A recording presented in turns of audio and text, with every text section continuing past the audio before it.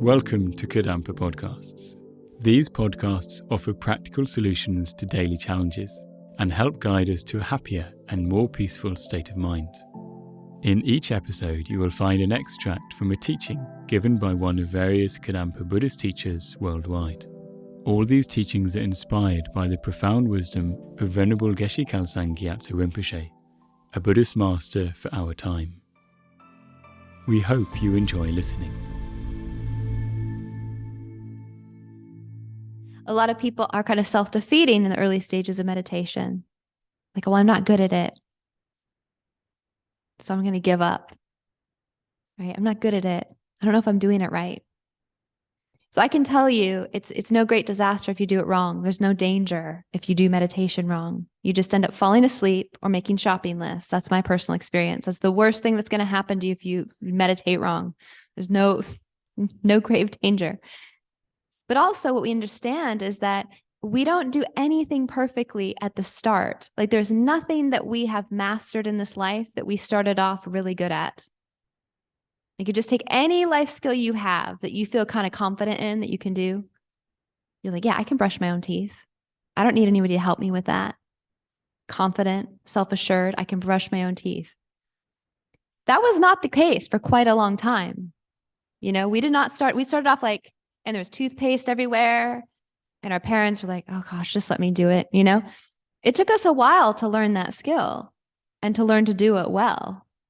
The same with anything we do, like feeding ourselves with implements.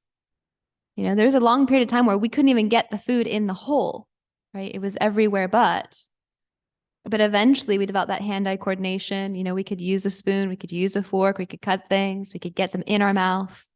We could chew them, we could swallow them all without choking. But that wasn't where we started. So I'm saying this to just point out that every skill we have, we don't start off perfect at. It's not that we were doing it wrong. It's just part of learning, right? It's part of improving, is that you try something and then you don't do it perfectly and you keep honing that skill, like walking, right? How many times did we stand up and fall down before we learned to stand? How many times did we take one step and fall down before we learn to take two steps? That's just part of the natural process of learning. So it's the same thing with meditation. We sit down to meditate, we're distracted. That's okay. If we're working with that meditation, it will eventually help us overcome distraction. It's a tool to overcome distraction. So we shouldn't give up thinking, oh, I sat down to meditate, I'm distracted. Of course we were. But he makes a point on the earlier paragraph that I think is really helpful. He says, at first, in meditation, our mind will be busy. Our mind will be very busy, and we might even feel that the meditation is making our mind busier. But in reality, we are just becoming more aware of how busy our mind actually is. So from this perspective, if we begin meditation and we're like, my mind is so busy, like really busy, like, I think this meditation is making it busier, that's actually a sign we're doing the meditation correctly. Because what it indicates is we've got some mindfulness functioning for us to be aware of the state our mind is actually in. It's not that our mind is busier. It's just that all of a sudden we're looking at it and we're like, oh, it's busy in there. No wonder I feel stressed. No wonder I feel anxious. No wonder I can't sleep, because there's a lot going on in there. So that awareness is a sign that we're doing correct meditation. And then he says, there will be a great temptation to follow the different thoughts as they arise. So this is normal in meditation, that thoughts arise. And even the most seemingly mundane thoughts in a meditation are like riveting.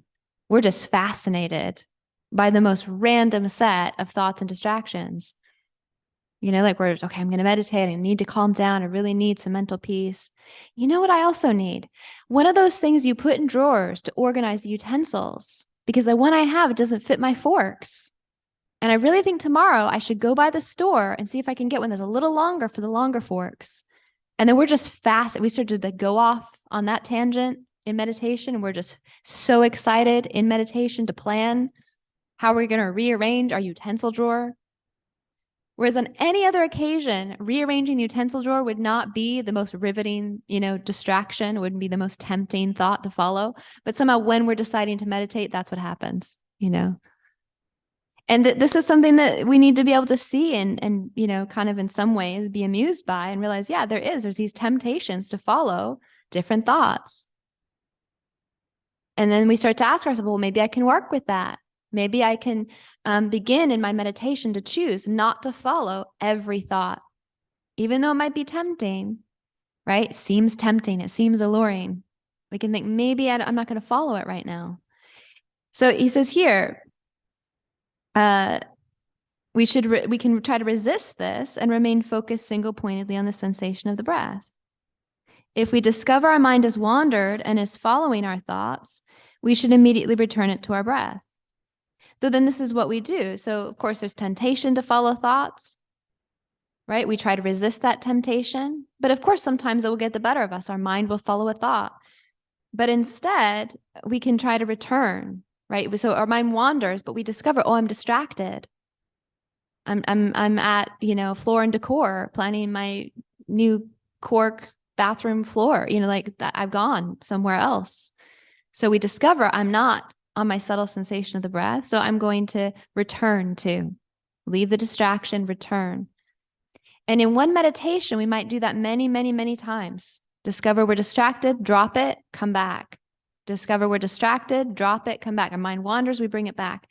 But what will happen is in doing that, if we're always bringing our mind back to our breath, we're developing a strength to focus. So what will begin to happen is our mind won't wander as frequently. So maybe the first time we meditate or second time or 10th time, it's wandering constantly, right?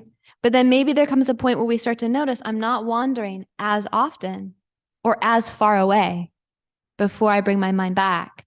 That's a hugely good sign that our meditation's improving. And then there may come a point where we realize I don't wander at all. I sit down to meditate and I'm there. I'm just there. And just immediately my mind settles on the sensation of my breath. It doesn't wander, or it takes a lot more to get it to wander. So that I'm just explaining this because I think it's important for us to manage our expectations and be realistic in our approach. So then along these lines, I wanted us to try another practice because this is all related to breathing meditation, which we just did.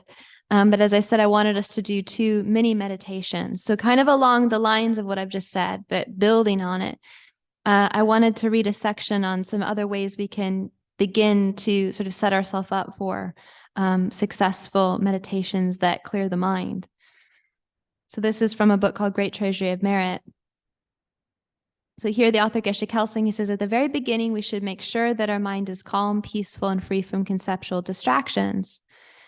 Jason Kappa once composed a text in which he asked a number of questions of Tibetan meditators. Later, the first Panchen Lama wrote answers to these questions. One of Jason Kappa's questions was, what is the most important thing to do at the beginning of a meditation session? The Panchen Lama replied that we should begin by examining our mind. Sometimes the mere act of examining the mind, if it is done conscientiously, will pacify our distractions. At the beginning, our mind is very much oriented towards external phenomena, and we are preoccupied with worldly affairs. But by bringing our attention inwards to examine the mind, it is possible that these conceptual distractions will cease. We should sit quietly for a few moments, watching to see what kinds of minds are arising. If they are pure, virtuous, and peaceful minds, we can proceed immediately with the sadhana. If, on the other hand, they are non-virtuous or worldly minds, we should first practice breathing meditation to eliminate them. So this first step, which is what I was talking about in terms of being inwardly gathered, can be effective at pacifying distractions. That's why I wanted us to use this as a mini meditation. So sometimes just the act of looking at the mind can have a pacifying effect on the mind. Because normally we're following it. In this way, we're taking a different role. We're watching and we're observing it. So it's a little bit like, I think, the technique that sometimes teachers give, like when they're teaching and they've got like a rowdy classroom and they just look, right? Maybe they've been writing things on the board and they can hear all this hullabaloo behind them. and then they turn and they look at the kids making noise. And that's sometimes enough to get them to just settle down, right? All of a sudden they kind of like realize that, the teacher's paying attention to them, and they sort of settle down. Not always, but it can be effective. So it's the same thing. It's like we're turning and we're looking at our mind directly.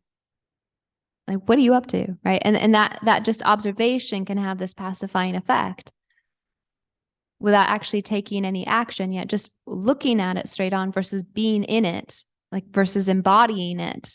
Like we're just looking at it like, what is that? It can stop it.